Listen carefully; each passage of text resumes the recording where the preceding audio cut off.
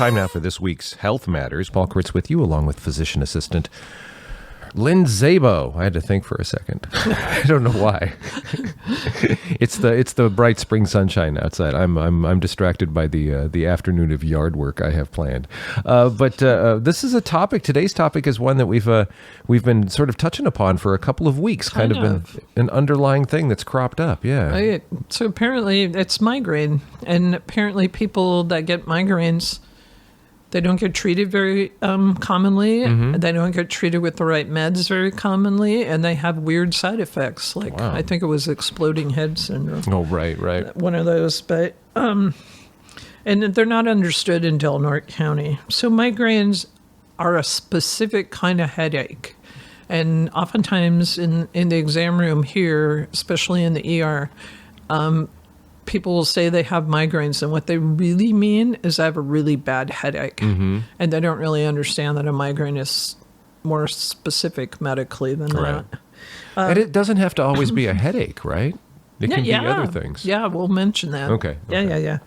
So, and it used to be thought that the cause of it was blood vessel changes in the brain. There would be like a big dilatation of blood vessels and blood coming into the brain, and then a constriction, and that would cause it. But that's not really what happens. What happens now, they think there's neurologic changes in the brain. And I spent the morning trying to understand them. They're super complicated, so we should just leave it at a wave of neurologic changes that sets up an inflammatory response in the brain and causes pain in the meninges, which is the covering of the brain. Wow, okay. Yeah. It usually affects mostly younger women, but up to 12 to 15% of the population. So men get it too. Older people don't usually get it, but some people have it really bad for like a couple of years, and then it seems to not be a problem for that. Weirdly, super more common in kids who get bad car sickness. As they grow up, they grow into migraines. Whoa, okay. They don't really know why. Huh. Yeah. So a person that gets a migraine is called a migraineur. That's kind of funny. There's a migraineur? Migraineur for your next trivia night. Yeah, that's great. It's a band name. Yeah. There is a genetic connection, a very strong genetic connection, and it goes down through families, mostly in the women. But I've seen men with horrible migraines. And it's a huge cause of disability. So one thing that's important and is going to become kind of highlighted later on in this is if somebody thinks they have a migraine, they should write down a description of the pain they have, like where it is and what it feels like, the quality of the pain, if it moves around, anything, but more specifically, what seems to bring it on. So I happen to get migraines, and I'm not as I age, not really as much, but a trigger for me is strobe lights. Sure. And red wine. Okay. And just having that knowledge means that I'm not around strobe lights or red wine, and I don't really get them very often anymore. But other triggers are stress, probably hormonal. There's some menstrually associated migraines. Overeating, which I think is weird. I can't imagine how that would happen. Sleep disturbance, so not enough sleep or too much sleep or poor quality sleep tends to be a trigger. Alcohol, cigarettes, heat, so hotter environments, and some other foods like aged cheese, some like bizarre things. Wow, okay. And like I said, strobe lights are a big one for me. So once you get an idea of what your triggers are, you're like 90% of the way there as far as not only treating them, but avoiding them. Now, this is something you talked about in the previous episodes we've done about, the crazy syndromes and diseases and things. And that I guess I always had the assumption, migraines, that's just something you live with. You get a migraine, you're down for a couple of days. This sucks. But that's not how it works. Not at all. Wow. And, I'm going to talk about not only treating migraines, recognizing migraines, treating migraines, and preventing migraines. Okay. So there's medication, and we'll talk later, but medication you can take to make sure you never get one again, hopefully. Wow. Yeah. All right. So how can you recognize a migraine as opposed to just a regular old run-of-the-mill headache? Well, oftentimes they're associated with, there's four different phases of them. And kind of weirdly, there's a prodrome that starts about 24 to 48 hours before somebody gets one. And it includes yawning.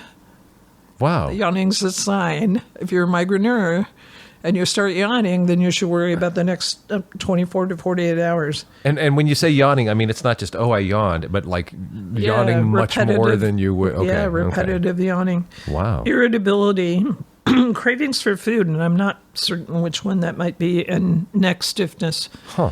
Now, the neck stiffness thing brings up an interesting point because there are different types of headaches. One type is a migraine. One type is a muscle contracture headache, which we kind of call tension headaches, and people assume that you're just stressed and that's why you have it. But no, it's tension, muscle tension, especially around people with chronic neck pain. And they'll have muscle spasms that go to the pretty powerful scalp muscles. Wow. But, you know, if somebody may have symptoms of a more muscle contracture headache and then kind of go tip into a migraine. Wow. Okay. So that's something to pay attention to also. The next thing to look for is there's auras, and they gradually start over about an hour before somebody actually comes down with the headache. I mean, you've talked about these before.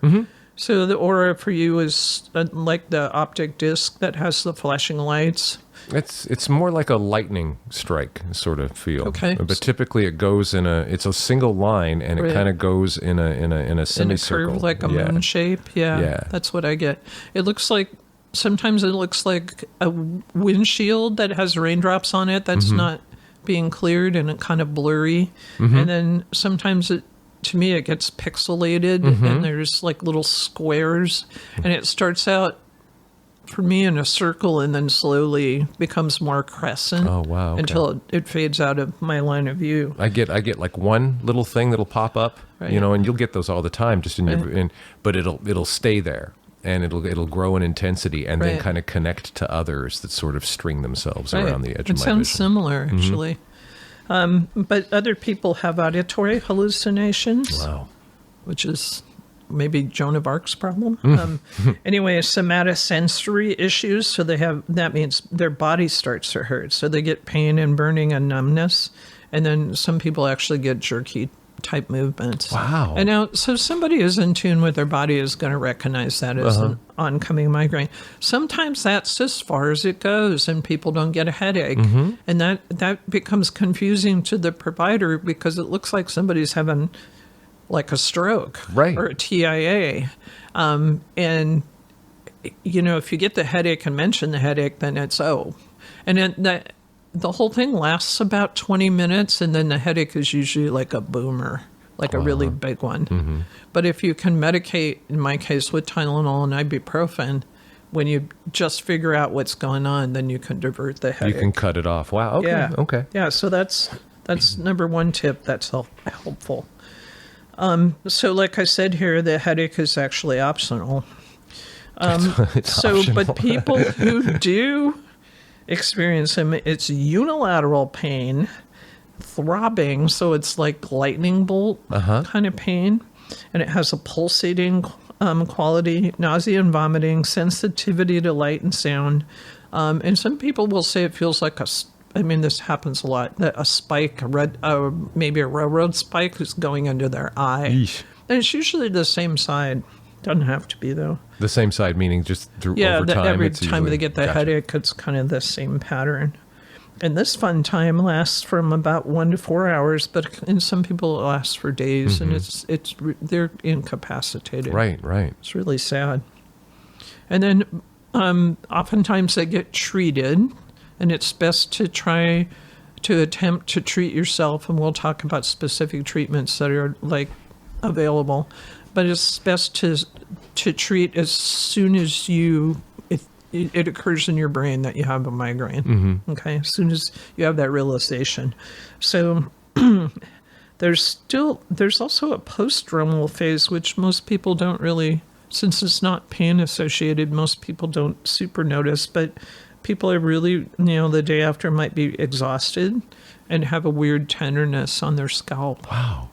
Wow. Okay. Yeah. Okay. Yeah, I've had that. That's weird. And then you spend the whole day like touching both sides of your scalp to see if you really aren't having a stroke. Oh no, the ocular thing that happened to me, and this happened to me a number of times, maybe 5 times in my life, leaves me kind of tired and just a little. It's like I don't feel nauseated. I feel like I have recently been nauseated. Yeah. You know, that kind of tender. It's Yeah. not the same. Totally. Wow. And then there's weird variants. So what's referred to in medical jargon as atypical migraines. And they can present as vertigo, which is the room moving, as opposed to dizziness, which is you moving. Oh, okay. Okay. Super That helps. important. Yeah. Yeah. Change in level of consciousness, and not being like unconscious, but being like drowsy and kind of out of it. Motor weakness, visual changes, and numbness, and all that looks like stroke. Yeah. Yeah. So oftentimes kids will get migraines, and they'll get what's called an abdominal migraine, where they get the vertigo car sicky kind of thing going on, and they're throwing up. And it's hard for those kids actually to be diagnosed because unless you have a really good pediatrician, they don't really put that together. How so? It's funny that you refer to something called atypical migraines because almost from like everything you've spelled out, migraines just across the board seem atypical. Like that's Right. typical of them. Right, they're weird. That's how in the world? How do you get underneath something just so? All of these symptoms can be so many other things. Well, that brings us to treatment. Okay. So there is a category of medications called triptans that are used for migraines, and it oftentimes will do a therapeutic trial. You know, they might, if they were in the ER, get a CT scan of their head to see if they're having a stroke, but that doesn't rule out a TIA, which is a transient, like mini stroke is what it's known as. And it comes and goes. Yeah. So acute event, though, I should note, is no longer treated with opioids in the ER. So I think that's the reason people started saying they had migraines, even though maybe they didn't, is because sometimes that's associated with opioids. It's really hard as a provider in the ER to diagnose somebody. There's no migraine test that you can do. Right. It's not like strep throat, test is positive, give them the penicillin. It's almost like you have to eliminate everything else, right? And so I think it's really easy to kind of, if somebody was in a seeking kind of place, could use that. But here's what it's treated with now in the ER. This is kind of interesting with anti-nausea medicines, so Phenergan and Compazine, which are classic ones. Sometimes Zofran, anti-inflammatories. Your friend Toradol. That was my yeah. That's what. Okay, wow. Great for kidney stones. Great for migraines. Hydration.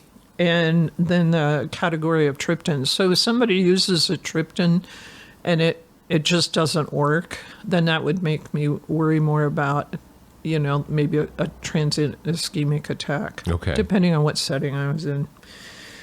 But alternate treatments include anti-seizure medicine and Haldol, which is an antipsychotic, and magnesium. Now that just because they use an antipsychotic medication doesn't mean they think the person's crazy. Right, it just happens to work. Yeah. It works in a lot of really odd ways for a lot of weird, odd things in medicine. My favorite one is high flow oxygen also helps. Okay. And so you can get somebody from super miserable to kind of okay in like 5 minutes with high flow oxygen. So looking at at these different ways to treat it, the different drugs that are available, and then the oxygen. Can you even begin to get at some sort of understanding of what the underlying cause is? Or is this still just throwing everything kind of at the, an educated everything after, experience and all? Therapeutic trial. That's important to say. Yeah. Luckily, we do have a neurologist. It takes a while to get into her, but she does have a specific interest in migraines. Really? Wow. Yeah, the practice itself has a couple migraineurs in there that have kind of self-disclosed. Oh, wow. So, okay.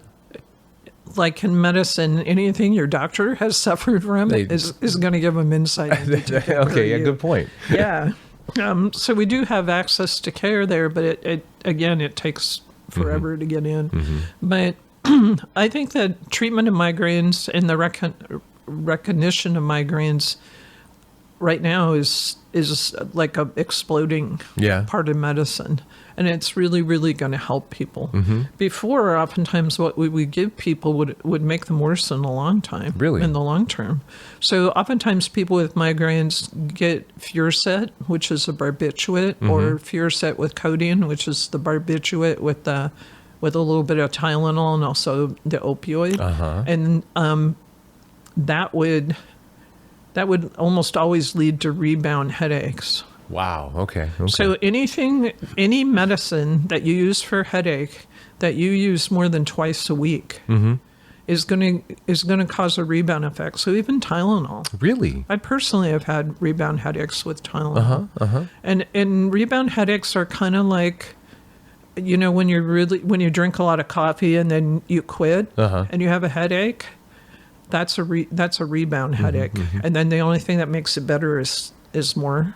Yeah. And those headaches are hellacious. They're really bad. Oh my gosh. And people are like desperate to get what their usual choice of pain meds is, even though it might make them worse or better in the short term, but worse in the long term. Wow. And I think the sickest people I've ever seen have been people that have kind of been put in that corner. Oh my God, really? Yeah, it's really horrible. Oh, geez. Yeah. So is there like, say, you know, you suspect you get migraines, you're suffering from migraines. What level of intensity or frequency is enough to make you worry about, hey, maybe I should go see a neurologist? Or I should seek that referral? I think if the usual medicines aren't working for you, it's the best way to look at it. Okay. But if somebody's having a migraine more than 2 to 10 times yearly. Oh, wow. Not often. Yeah. Okay. That's bad enough, and that's life disruption enough that prevention becomes key. Wow. Okay. Okay. So prevention, the first thing is trigger avoidance. So you have to know what your triggers are. Most people kind of internally know, and if you ask them to think about it a little bit, they'll come up with some. But most people, if you say keep a symptom diary, they never come back. Really? So, got homework? Like, no thanks. And then there's anti-seizure medicine like Topamax, which is good for, and valproic acid, also used for prevention. Topamax especially works well on women and also makes people not very hungry. So it's kind of looked at as a dietary thing. So they've noticed when people are taking it daily for migraine prophylaxis, they tend to lose weight. It seems like that the whole the connection between brain and gut is kind of at work here too. I know, that's kind of interesting. Yeah. Beta blockers is my favorite. Okay. All right. So I had to jump in because I hear beta blockers all the time. What the hell's a beta blocker? So beta blocker is a special category of medicine that usually treats hypertension.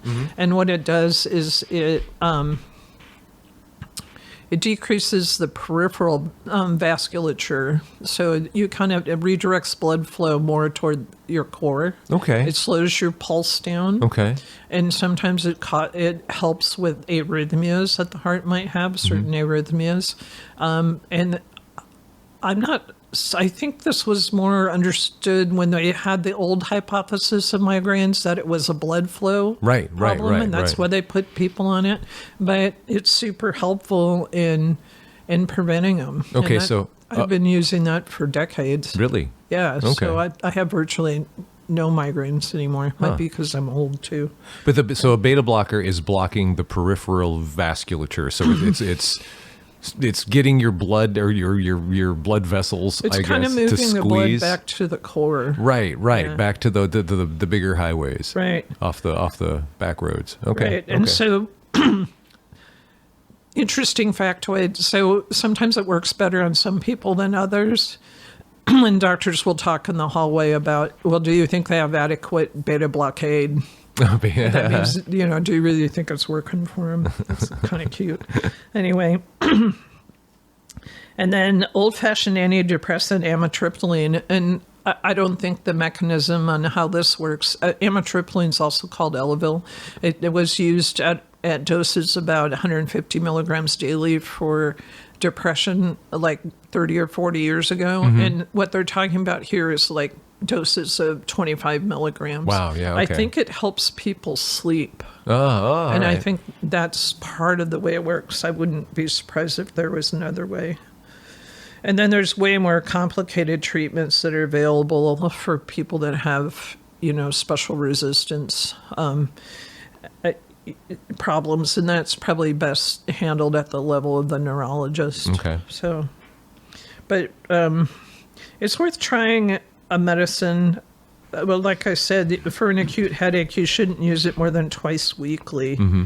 And it'll change the character of the headaches to a rebound phenomenon, which, like I mentioned previously, really isn't a good place to go. Wow. But I see virtually nobody put on preventative medicine for migraines. I don't think patients know it's a choice. Mm-hmm. And I think this is part of fractionation of care in medicine. Like maybe you get your headaches mostly treated in the ER, and the 7.5 minutes that your provider has to work with you, they haven't really reviewed those records to look for patterns and stuff and make suggestions. And so I think I see people on preventative medicine, maybe about 10% of the people that would benefit from it. It seems like it's a difficult sort of syndrome of conditions to get a handle on, both. Right. From I don't know, just trying to describe it. You'd need somebody who's more like meta and kind of is higher up and is looking across a bunch of different things. And you also need a recognize it. symptom diary, because we see patterns in that that are like super obvious Right. to a medical person. Okay. And it becomes like so much clearer. But people, it's kind of interesting. They bring you lists of their blood pressure for weeks, but they don't say, okay, this is what I had for dinner before I woke up the next morning and didn't sleep very well, but ended up with a I think migraine. there's like this underlying misunderstanding of how medicine works. And I think it's something I've only gotten my head around just because of these shows with you. Right. And when you point out, like, here's this here, and this has happened in so many other episodes and so many other things we've discussed where, here's this old fashioned antidepressant, right, that works in this way, or here's this anti-seizure medication. Probably less than a cent a pill. Right. That's another, another, but it's like, it really seems like when you just get under the surface of a lot of things that healthcare just in general really doesn't know in some instances just what the heck's going on here. It's interesting to me that if you give a medicine to somebody for another reason, say you're treating somebody with hypertension with a beta blocker, and then you notice that their migraines, they seem to stop talking about them, and then somebody does a study on that. 'Cause right. Maybe the FDA wants to make it an indication for that particular, like sanctioned blessing for that particular drug. And things happen so by accident and kind of in an incomplete way. So it takes the FDA like 100 years to, a certain medicine for prevention of migraines. And providers get impatient and just start giving it to people that are suffering. It's been a highlight for me to kind of realize the ad hoc nature of healthcare in general, like that. Totally. Let's put this together and see if it helps. Yet you go to meetings and they're talking about this molecule moves, then this molecule moves, and then this is the study, and this is the data, and then you make a conceptual leap and just assume that this is okay. That's funny. Kind of. I don't know. It's kind of interesting. Yeah. I think it gives it's like the part of medicine that is the artistic part. It's the interpretive sort of dance of medicine. Like if you're lucky, you get the doctor that has migraines who recognizes the pattern. Or you get them on a day when they've had 3 no-shows and they happen to go into your ER records or something because there's nothing else to do. Stuff like that. I think is really serendipitous. There's a serendipity quality. It's also like it indicates the human aspect of healthcare. Like when I had the kidney stones, and the first doctor I talked to, the surfer doctor, was he's like, oh yeah, you can tell. You just walk into a room, you can tell who has kidney stones. Like you just that's look an and you ER go, doctor, and I know that particular. You know that physician. guy, right? Yeah. He's a cheeky sort. He's looking at my stuff. He was looking. I have said that when I was taking care of people with AIDS before AZT, that they died basically one of 10 ways, and you could spot it easy on. But here's the problem. If you really are that kind of provider, medicine will humble you. You will make a grievous mistake. Right, because you're going to assume something based on experience. You jump to conclusions too fast and didn't listen to what the patient was telling you. Right, because at that time you're tuned out and you're already writing the Toradol orders or something. Yeah. So, number one, I think people should advocate for themselves. And I think they should totally feel comfortable to say, you know what? I get 10 of these a year. And it's screwing up my work. And, I can't be there for my kids. And I can't travel. And I can't, my life has shrunk because of this headache problem. Right. And here's my symptom diary. I just took advantage. I thought that might be helpful to you. And then you're like 90% to the place you want to be, which is no migraines. But as a healthcare professional, how many times are you greeted by a patient like that in the with a exam room? list? Well, just somebody who's come like totally prepared to be their own best advocate. I love them. Sure, but how often do you come across them? Up here, less so. Yeah. Yeah, less so up here, more so in Humboldt. I think it's just probably an education level and a realization, a thought process, and access to resources kind of level. Right. Yeah. Wow. Because everybody in Humboldt knows the neurologist gets migraines herself and that she's interested in it. So, but up here, not so much. Yeah. So, Interesting. Yeah. Huh. Wow. Okay. Yeah. Well, we've got a few minutes left here. What do you have? What do you have locked in for next week? So excited! I got Dr. Terry Raymer, who's been on the show before, talked about flu shots for us. Now, his expertise is in managing diabetes, both type 1 and type 2. Wow. And he's been involved with UHS, working at UHS for decades, and beloved to patients and staff alike. Always there for the dad joke. And he wants to talk about how you prevent getting type 2 diabetes, which I think would be really helpful. And what you should do if your sugars are kind of leaning in that direction. I imagine he'll address that. Right on. Yeah, so that's going to be on April 14th. Right now he's agreed. Just retired. Oh, I noticed he was still at meetings at UHS. Oh, can't get out of the habit, having a hard time stepping away, so I took advantage of that. Yeah, right. And I'm also connecting with the new hospice group, although we're paying phone tag, because I'd like them to come and talk about what they're doing for in this community. And hospice is a service that we've needed for decades, and we're just starting to have availability. Just recently, yeah. I've had a couple of patients unfortunately need it, and they were amazing. Wow, so, excellent. Yeah. Okay.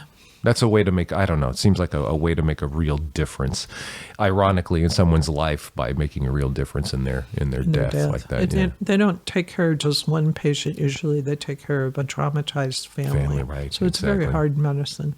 Yeah. Wow. Okay.